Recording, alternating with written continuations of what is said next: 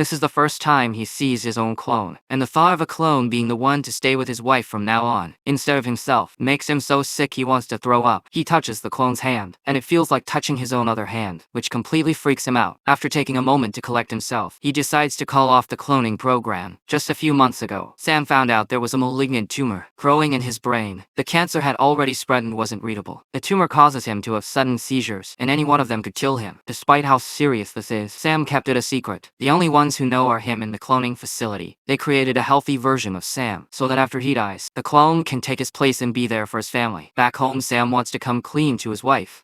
But no matter how hard he tries, he just can't get the words out. Sam knows his wife all too well. She cares deeply about the people close to her. A year ago, her brother died in a car accident, and she was absolutely devastated.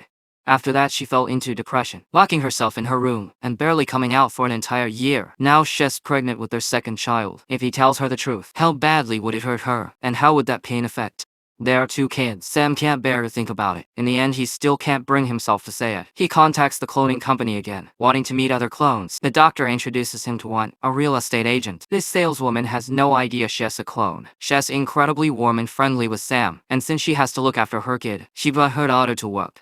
Watching the way she and her daughter look at each other, full of connection and warmth, Sam observes them for a long time and can't find a single thing off about her, so he decides to move forward with the cloning program. He tells his wife HES going on a business trip for a week and secretly heads back to the cloning facility.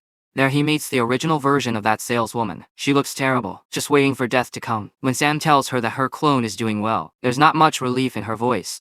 But there's a hint of jealousy that's hard to miss. The first step to activating a clone is transferring memories, so he falls asleep for 6 hours, and in his dreams Sam relives, meeting his wife and falling in love with her. He sees how perfect she is, and how well their souls connect, but he also starts to see her vulnerabilities, and feels how those weaknesses inevitably bring disappointment and distance and hurt. Sam hates feeling this way, so he suddenly wakes up from the memories and can't shake off the feeling for a long time. Not long after, Sam decides to wake up his clone. The clone wakes up like HES coming out of a deep sleep, and after a long struggle to process everything, he finally understands that HES not the real him. When the two of them meet, they're both incredibly nervous. Seeing each other for the first time feels more like reuniting with a long-lost brother, a strange mix of familiar and unfamiliar. Over the next few days together, Sam discovers that, whether it's inner memories or outer habits, the clone is exactly like him. Even the subconscious thoughts he doesn't want to bring up, the clone knows them too. There's not a single thing out of place. Now the next step is to have the clone try a video call with Sam's wife. This time Sam will be there listening in. The two of them start chatting, and the clone is a little awkward at first, but quickly gets into the groove.